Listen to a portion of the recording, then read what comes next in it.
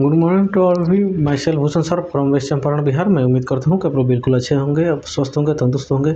मैं आप लोगों के बीच आज मेडिवल हिस्ट्री का पार्ट 45 लेके आया हूँ। इसके पहले का जो भी पार्ट है ऑलरेडी इस चैनल पर पड़ा हुआ है।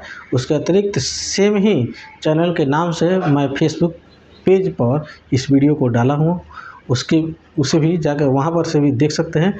मेरे वहाँ पर चैनल है, उसको फॉलो कर सकते हैं और जो भी वीडियो मैंने पढ़ा हो उसको देखकर उसको लाइक कर सकते हैं।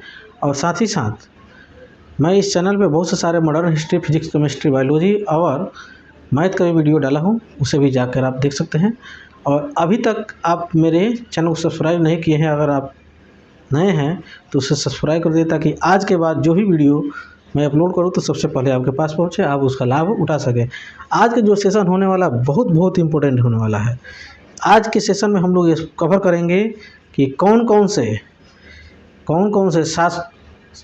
मुगल कालीन समय, कौन कौन से शासक के समय कौन कौन से विदेशी यात्री आया था, उनका नाम क्या था, वो क्या करके गया। उसके बाद से कौन कौन से भारत के जो मुख्य पुस्तक है उसको फारसी में अनुवाद किया गया था, उसको कौन किए।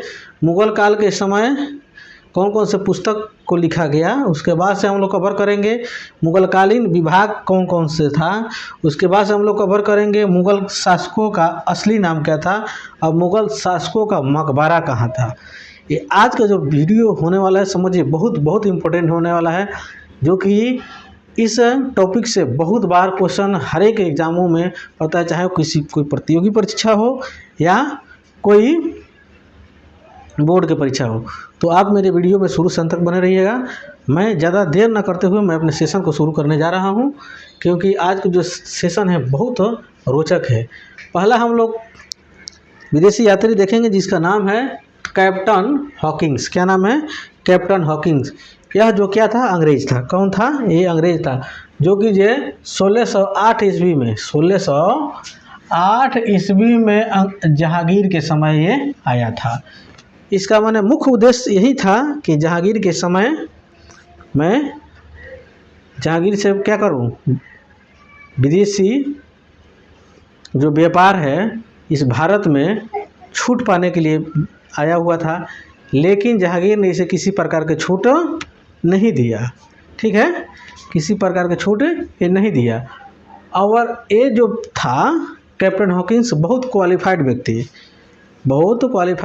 व्यक्ति था, जिसके चलते जहांगीर ने इसके योग्यता को देखकर इसे इंग्लिश खान की उपाधि दे देता है। ठीक, उसके बाद से अगले शासक आता है जिसका नाम है टॉमस रो। क्या नाम है? Thomas Roe. यह भी अंग्रेज था, जो कि ये भी 1615 ईस्वी में जहांगीर के समय आया था। लेकिन सबसे पहले जहांगीर इसको क्या करता है, व्यापारिक छूट देता है, वो भी कुछ ही देता है। उसके बाद में आता है पियत्रा डेला बेल। कौन आता है? पियत्रा डेला बेल। यह इटली के रहने वाला था। कहाँ का रहने वाला था? यह इटली का रहने वाला था। ये जहांगीर के समय आया था। कौन आया था? ये जहांगीर के समय आया था। अगला आता है हम लोग को जीन बैप्टिस्ट। कौन था? Jean Baptiste Tavernier. यह जो कहाँ का रहने वाला था? फ्रांस का रहने वाला था। कहाँ का रहने वाला था? यह फ्रांस का रहने वाला था। शाहजहां के समय आया था। कहाँ, किसके समय आया था? ये शाहजहां के समय आया था। यह अंग्रेज था। कैसा था ये? यह अंग्रेज था, जो पेशे में क्या था? ये पेशे में जौहरी था। जौहरी यानी सोनार था। क्या था ये? पेशे में सोनार था। अगला आता है अंग्रेज का, जिसका नाम है वर्नियर। क्या नाम है? वर्नियर। ठीक है, ये जो है यह अंग्रेज था, जो शाहजहां और औरंगजेब दोनों के समय में आया था। ये वर्नियर जो है शाहजहां और औरंगजेब दोनों के समय में आया था। ये मुगल काल के उत्तराधिकारी के लिए जो युद्ध हुआ था उसको ये वर्नियर क्या किया था? देखा हुआ था। अगला आता है मनुची। यह जो एक अंग्रेज था, जो औरंगजेब के समय आया और पेशे में क्या था? तोपची था, तोपची यानी तोप चलाने वाला था, ठीक है। इसीलिए औरंगजेब ने इसको अपनी सेना में क्या कर लिया था, भर्ती कर लिया था, ठीक है। अब हम लोग को ये मुख्य अंग्रेज जो आया ये मुगल काल के समय में, इसका डिटेल्स हम लोग जाने। अब हम लोग देखेंगे किसके बारे में, मुगलकालीन फारसी पुस्तक अनुवाद, ठीक है।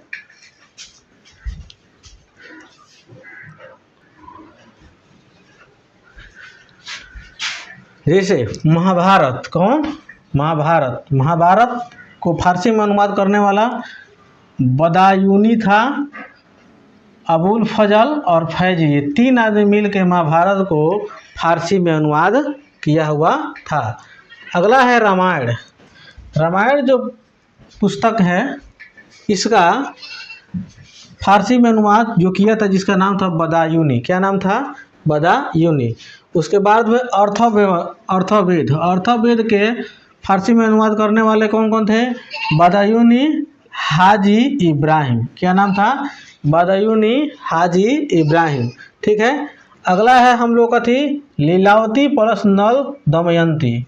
एक लीलावती का अलग पुस्तक हुआ और नल दमयंती एक अलग पुस्तक हुआ, जिसको फारसी में अनुवाद करने वाले जो व्यक्ति थे जिनका नाम था क्या, फैजी, क्या नाम था, फैजी, उनका क्या नाम था, फैजी।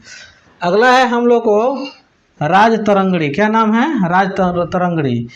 इसको फारसी में अनुवाद करने वाले कौन थे, शाह मुहम्मद, कौन, शाह मुहम्मद शहबादी, क्या नाम था, शाह मुहम्मद शहबादी। उपनिषद प्लस गीता को फारसी में अनुवाद करने वाले जो व्यक्ति थे जिनका नाम था दारा शिकोह, क्या नाम था, दारा शिकोह, ठीक है। मुगलकालीन प्रमुख पुस्तक, मुगल काल में कौन कौन से प्रमुख पुस्तक लिखा गया उसका नाम देखिए, और कौन कौन लिखे थे ये भी देखेंगे हम लोग, ठीक है। तुजुके बाबरी को कौन लिखा था, खुद बाबर लिखा था, कौन लिखा था, बाबर, ठीक है। और बाबर नामा को कौन लिखे थे, अब्दुल रहीम, कौन लिखे थे, अब्दुल रहीम, ठीक है। हुमायूं नामा को कौन लिखी थी, गुलबदन बेगम, कौन लिखी थी, गुलबदन बेगम, जो कि हुमायूं को कौन थी, ये बहन थी, ठीक है। अकबरनामा को कौन लिखे थे, अबुल फजल, वो अकबरनामा जो पुस्तक था जिसको लिखने वाले राइटर का कौन थे, अबुल फजल। तुजुके जहांगीरी को तुजुके जहांगीरी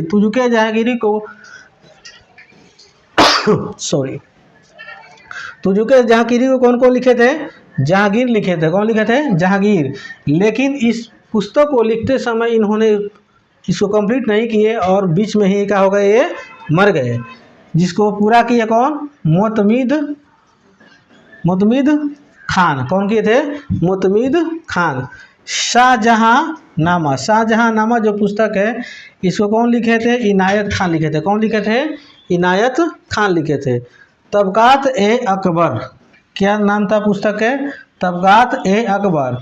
इस पुस्तक को लिखने वाले कौन थे, निजामुद्दीन अहमद, क्या कौन लिखे थे, निजामुद्दीन अहमद। इस पुस्तक के खास बात यह था कि यह पुस्तक दिल्ली सल्तनत से लेकर मुगल काल का इतिहास तक इसमें मैटर सब कंप्लीट रूप से पढ़ा हुआ है। अगर जो इसको पढ़ता है तो दिल्ली सल्तनत से लेकर मुगल काल में क्या क्या हुआ सब इसमें अवेलेबल पड़ा हुआ है, ठीक है।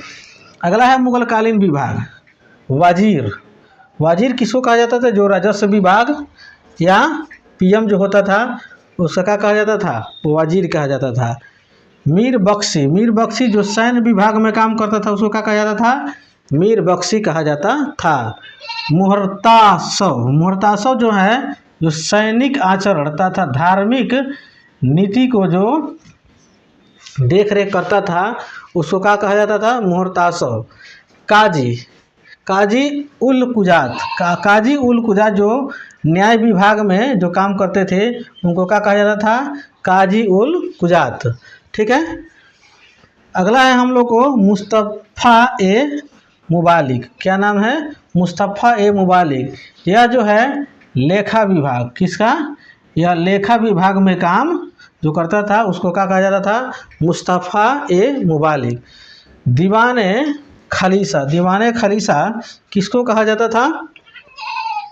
जो खालसा जो भूमि होता है, जो सरकारी जो ज़मीन होता था, उसमें जो काम करने वाले होते थे उनको क्या कहा जाता? दीवान ए खालिसा। ठीक है। मुगल काल शासकों का असली नाम क्या नाम है? मुगल काल शासकों का असली नाम, असली नाम यही है कौन? बाबर। बाबर का असली नाम क्या है? जहीरुद्दीन मोहम्मद बाबर। क्या नाम था? जहीरुद्दीन मोहम्मद बाबर। हुमायूं का असली जो नाम है नसरुद्दीन मोहम्मद हुमायूं। क्या नाम था? नसरुद्दीन मोहम्मद हुमायूं। जहांगीर के जो असली नाम है शिहाबुद्दीन मोहम्मद जहांगीर। क्या नाम है? शिहाबुद्दीन मोहम्मद जहांगीर। अकबर के जो असली नाम जो हुआ जलालुद्दीन मोहम्मद अकबर। क्या नाम था? जलालुद्दीन मोहम्मद अकबर। ठीक है। शाहजहां का असली नाम हुआ शिहाबुद्दीन मोहम्मद शाहजहां। शिहाबुद्दीन मोहम्मद शाहजहां। औरंगजेब का असली नाम क्या था? आलमगीर औरंगजेब। क्या नाम था? आलमगीर औरंगजेब। बहादुर शाह जफर का असली नाम क्या था? मुअज्जम। क्या नाम था? मुअज्जम। मोहम्मद शाह का असली नाम क्या था? रोशन अख्तर। क्या नाम था? रोशन अख्तर। मुगल शासकों का मकबरा, कौन मुगल शासक का मकबरा कहाँ कहाँ है उसके बारे में हम लोग जानेंगे। ठीक है। थोड़ा सा बगल के अनवांटेड थोड़ा सा साउंड आ रहा है, उसके लिए बहुत बहुत सॉरी। थोड़ा सा आप लोग मैनेज कर लीजिएगा, थोड़ा आप लोग इस पर ध्यान दीजिएगा कि क्या बताया जा रहा है, क्योंकि ये जो मैटर है बहुत मस्ट इम्पोर्टेंट है, इस पर हम लोग ध्यान देंगे। ठीक है। बगल में अनवांटेड जो साउंड आ रहा है उससे हम पर ध्यान नहीं देना। ठीक है। क्योंकि हम लोग भी क्या कर सकते हैं। मुगल शासकों का मकबरा, कौन से मुगल का शासक का मकबरा कहाँ पर है? जैसे बाबर जो पहले इसका मकबरा कहाँ था? आगरा में, लेकिन बाद में अभी वर्तमान में कहाँ पर है? काबुल में। कहाँ पर है? काबुल। हुमायूं जो है, हुमायूं का मकबरा कहाँ पर है? दिल्ली। कहाँ पर है? दिल्ली। जहांगीर के मकबरा कहाँ है? लाहौर है। कहाँ पर? लाहौर है। अकबर के जो मकबरा कहाँ पर है? सिकंदराबाद है। कहाँ पर है? सिकंदराबाद। शाहजहां के मकबरा कहाँ पर है? आगरा। कहाँ पर है? आगरा। औरंगजेब के मकबरा कहाँ है? औरंगाबाद। कहाँ पर है? औरंगाबाद। बहादुर शाह जफर के मकबरा कहाँ पर है? रंगूल। कहाँ पर है? रंगूल। ठीक है। मेरे वीडियो में शुरू से अंत तक बने रहने के लिए बहुत बहुत धन्यवाद। यदि मेरा वीडियो अगर आपको अच्छा लगा होगा तो आप इसे लाइक कर सकते हैं और अपने दोस्तों को भी शेयर कर सकते हैं। और अभी तक मेरे चैनल को सब्सक्राइब आप नहीं किए हैं तो इसे सब्सक्राइब भी कर सकते हैं, क्योंकि इस चैनल पे भारत के हर एक प्रतियोगी परीक्षाओं के साथ साथ हर एक बोर्ड की तैयारी कराई जाती है। ठीक है। ये वीडियो जो है डे आवर में बन रहा है, बगल में अनवांटेड जो साउंड है वो क्रिएट हो रहा है। आप लोगों को थोड़ा सा बुरा भी लगा होगा कि भाई यहाँ पर अगल बगल के साउंड भी क्रिएट हो रहा है, जो कि सही बात नहीं है, लेकिन हम लोग कर भी क्या सकते हैं। हम लोग पढ़ाई तो थोड़े रुकेंगे, उसके चलते हम लोग तो पढ़ाई करते रहेंगे। तो ठीक है, इसके अगले पार्ट में बहुत जल्द आप लोगों के बीच लेकर आ रहा हूँ। तब तक के लिए जय हिंद, जय भारत।